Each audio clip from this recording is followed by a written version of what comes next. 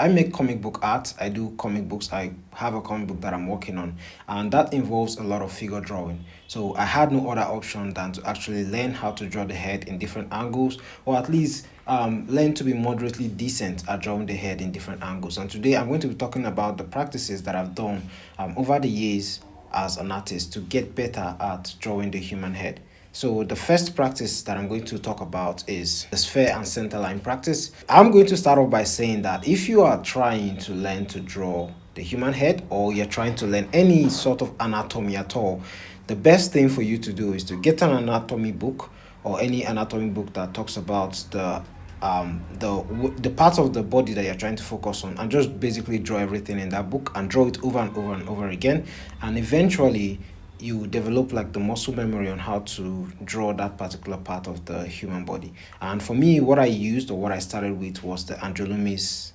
how to draw the head and the face, and that is what I used, and that's what I keep using, and that's what I always reference to whenever I try to develop my skills, or like improve myself, or like if I feel stuck on how to draw the head, and that's what I use. So I'm just going to start off here with the sphere and center line practice. What this simply is give me a moment.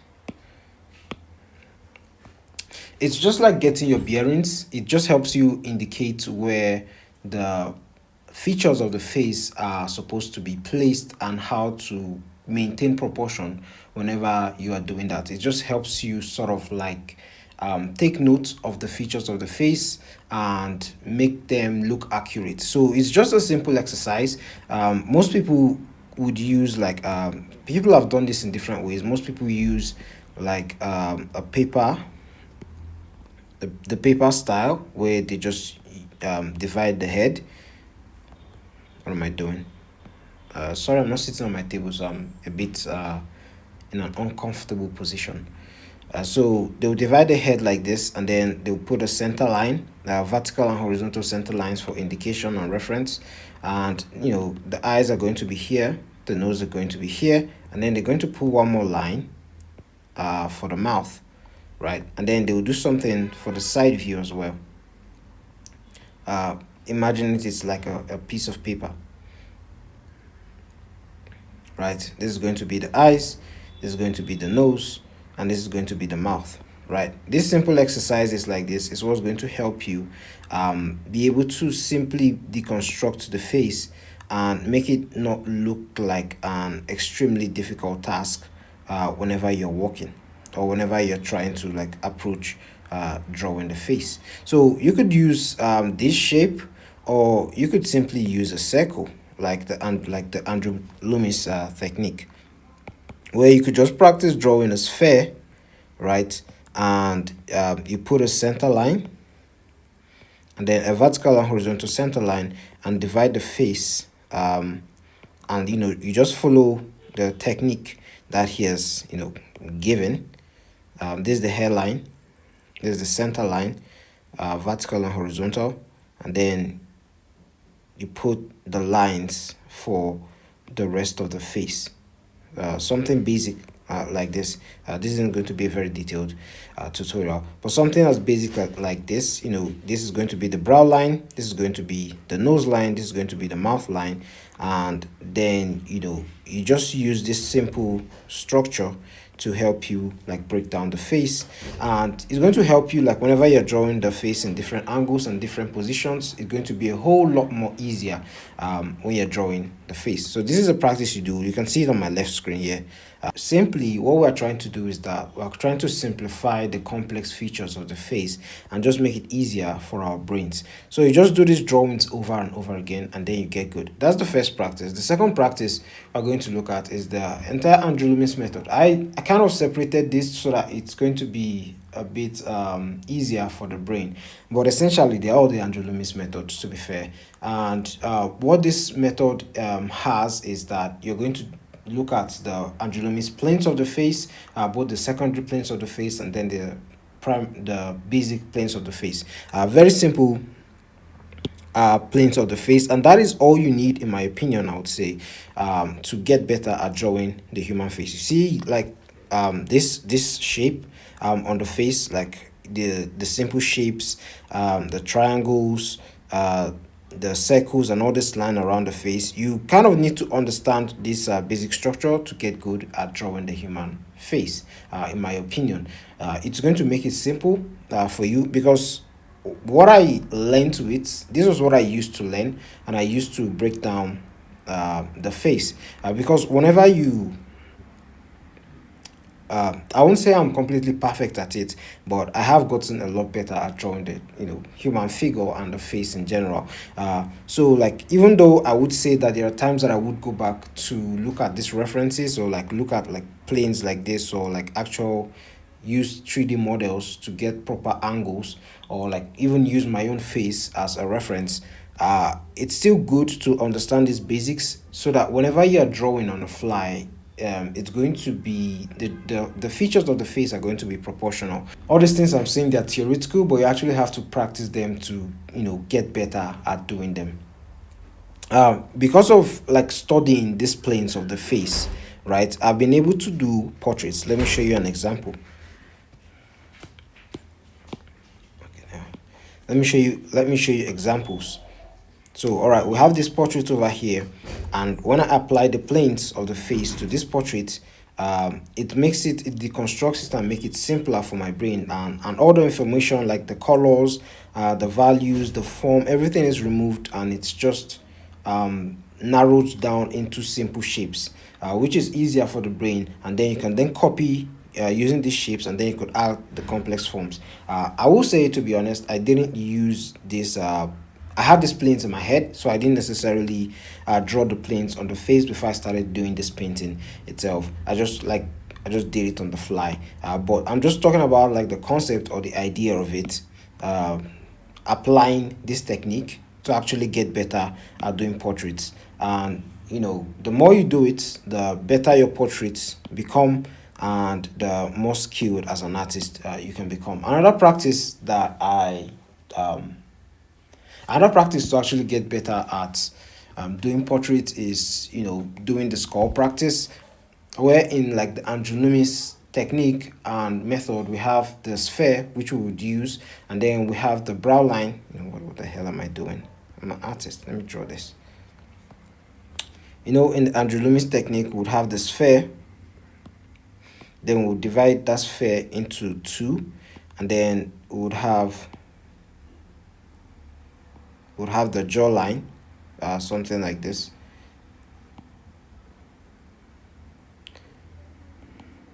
All right, the center line.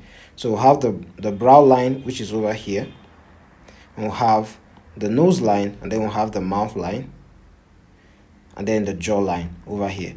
Right, it's the same technique you're going to apply whenever you're drawing the skull, and you need to understand the proportions of the skull, because it's going to give you a deeper understanding to look at the underlying structure of the face. Every building that we see around us has an underlying framework that actually keeps it solid, right? So understanding the underlying framework for the face, the human face, like not necessarily all the muscles, the major parts of the face, right? So like the cranium, the eye sockets, the maxilla, the mandible, the zygomatic arc, parts of the face like that are very simple parts of the face like that. Understanding them and understanding how they look in different angles is going to help you whenever you are drawing the face, and it's going to simplify it. That's why you see whenever most people, like whenever I draw, a lot of the time, there are other artists that use this technique as well. Whenever they've established this, in order for them to make the eyes look proportional, a lot of the time they could just like use like a circle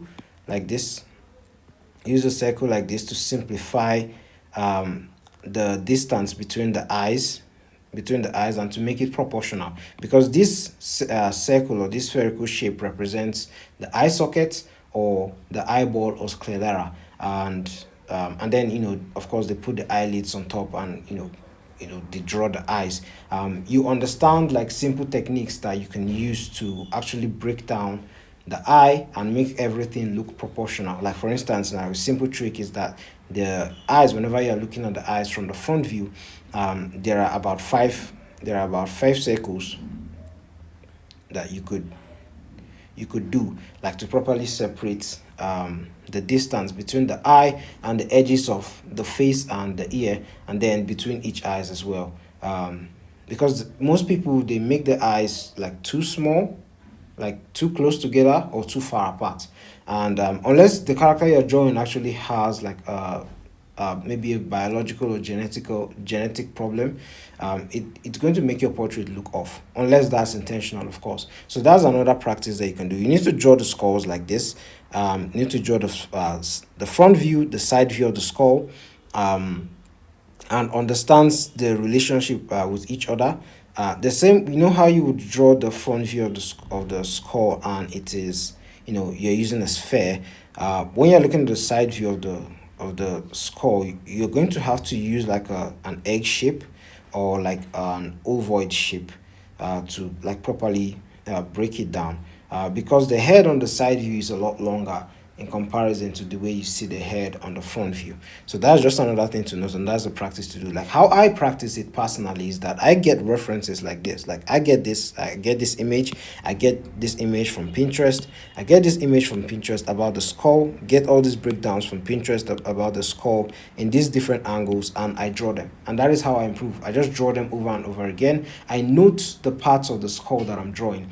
But this structural understanding and breakdown is what is actually going to make drawing the head very easy, and you won't have to struggle with it as much as you did previously. Because I'm not saying like we're going to be Kim Jong-gi by the end of this practice or this study.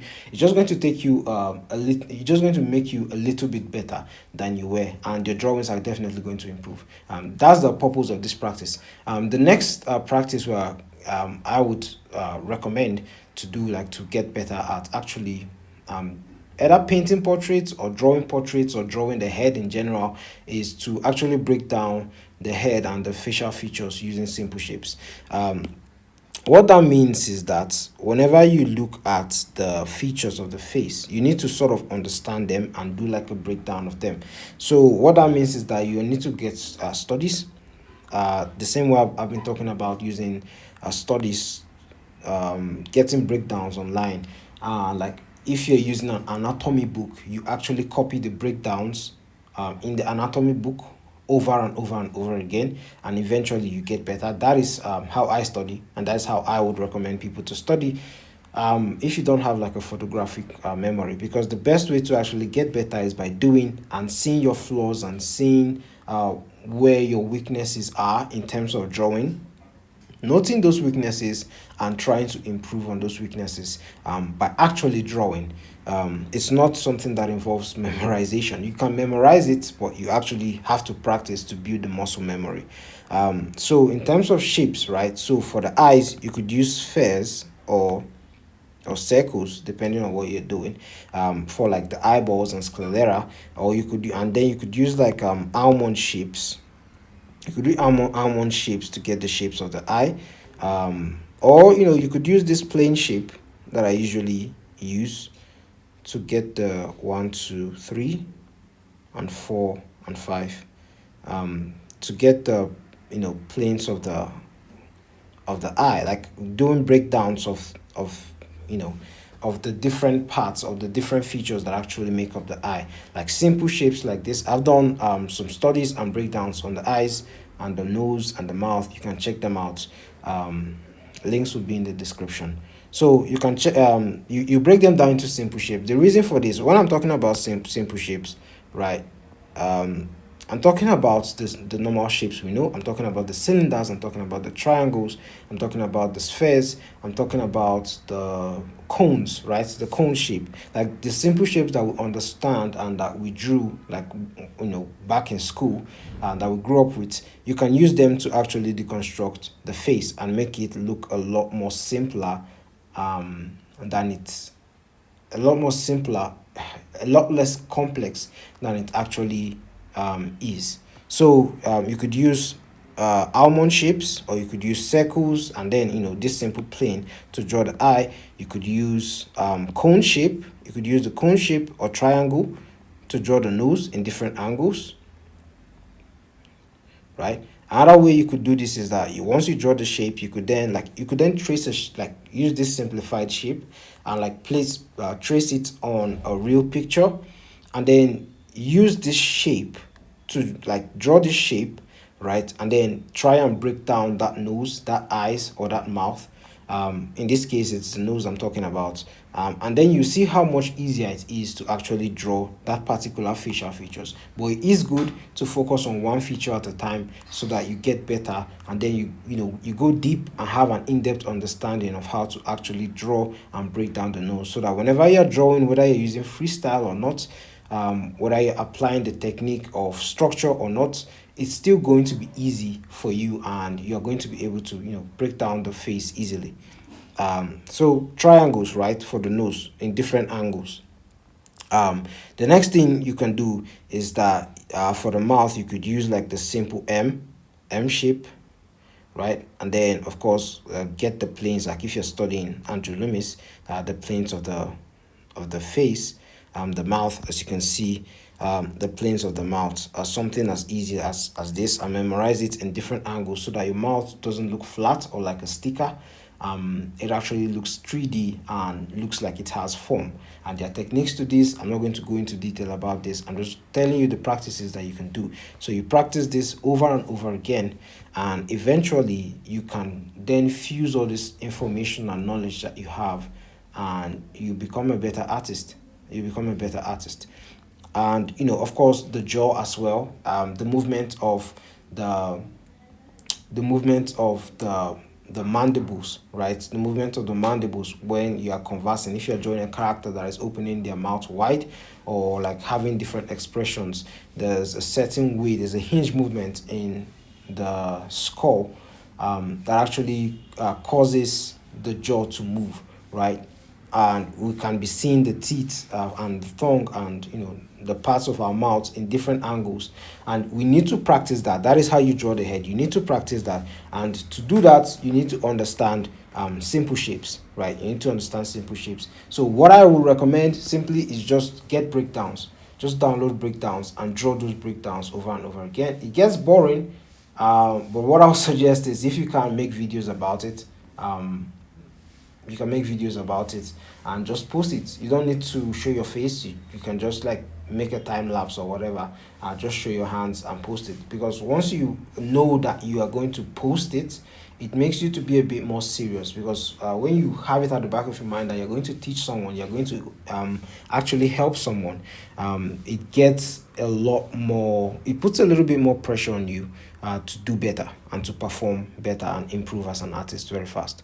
The next thing I would say is to copy, trace, and then copy again. This is one of the things I used when I was learning to draw portraits. I traced a lot of the portraits that I did. So I would trace I'll trace the main portraits, and then I would get out the sketch, right? The sketch that I've traced, and then like start painting from the reference portrait in order to understand form. Ideally, you don't need to, because that's going to involve a lot of value studies. But what you can do is that you can just trace it and then try and copy what you've just traced, right? And try to note the distance, the similarities, the proportions of these facial features, so that you can replicate it over and over again. So you have to do this multiple times to be able to get better. And that is why I'm talking about things like this, exercises like this, where you will need to just get the portraits, get the these simple planes of the face over the portrait, and then you paint over the portrait. This wasn't what I did, and I just used this as an example of what you could do. I didn't do this like for these paintings that I did. I just freestyled for these paintings. That's why like they are not like exactly accurate in comparison to the real pictures. They are a bit more stylized, so there's a bit more freedom to the approach of these works. But this is a technique or a practice that you can use to get better at making your portraits. If you want to make them realistic or a bit more stylized, this is a technique you can use. The next thing I would suggest is to freestyle, right? So you can draw from life, you can draw from Pinterest photos, and then you can use the planes or not, but just draw instinctively. Art is supposed to be fun. Art is supposed to improve your awareness and your observational skills. But if it can get boring and tedious because improving is difficult. You are challenging yourself to get better, so there's a bit of growing pains associated with that. But you sort of have to, in the process of learning, you have to take a little bit of breather. Like, even though you are learning, you can make it a bit more fun. So if portraits is something you are into, you can just get some portraits, whether it's your actual photos or references from Pinterest. There are a lot of cool like photos with great lighting from Pinterest. You can then copy those and just like freestyle, just draw. Don't worry about a lot about like the accuracy. You can just make it gestural or not, depending on what you want. But like practicing this technique or this style is going to show you how far you've come or how far you need to go as an artist when drawing portraits. The last thing I want to talk about is like understanding values, or like the last thing I want to talk about is understanding and breaking down values, form, and lighting. I'm using shapes. So I was talking about like planes, right? So one thing that I try to note when dealing with like anything related to art is that I try to note the shape of everything. I try to know the shape of everything. I try to simplify the shapes of everything to the basic shapes that I know. I try to simplify the lighting. I try to simplify like the curve of the like features on the character's body, whether that be on the face or whether that be on the entire figure in general. And I also try to note like negative space, because these are very important to me, so that I can get, like, if I'm aiming for accuracy, I can get the accuracy. I can be accurate with what I'm trying to achieve or what I'm trying to draw. So you can use simple shapes, like for instance, like when you take an let's say when you take an image like this of this lady, right, and then you are to draw like her nose, for instance. You have to draw her nose. Let's use this shape. Let's use this shape for her nose. You have to draw her nose, for instance, and then like, you can see the shape of her nostrils, right? The shape of her nostrils. I will try to figure out like a simple shape that I can use. I try to monitor the shape and that I'm using for her nose. And that's is going to help me with like the lighting and then also like the shape of the shadow, right? The shape of the shadow, like when I'm shading, the shape of the shadow, the shape of this light over here like this, and the gradation, right? And these things is what's going to actually help me get better at drawing. So like the shape of the lighting, you sort of have to practice this over and over again, but you need to practice those other ones that I talked about earlier, those ones I talked about first. What this will do is that it will help you get the lighting, it will help you get the form correctly, because because the artists that I looked up to, like, to actually practice this a lot, were maybe Ruiz and Mazarat. So the way they use a lot of hard edges. Their edges are not soft whenever they paint. There's a lot of hard edges, so it makes the separation between facial features extremely stark. So this is a practice you can do, and it's what I recommend. It's what I do whenever I'm doing my paintings, so that my paintings can stand out and look accurate. So anyways, guys, these are the things that I would suggest you learn when doing portraits, if you're learning. But I know, like, I didn't draw a lot. I probably put time lapse somewhere. I probably did. But anyways, this is all I have for today. Hopefully you learned something from it. Hopefully you can put all these things I've talked about into practice. If you have any questions, please leave it down in the comment section, and I'll see you guys in the next video.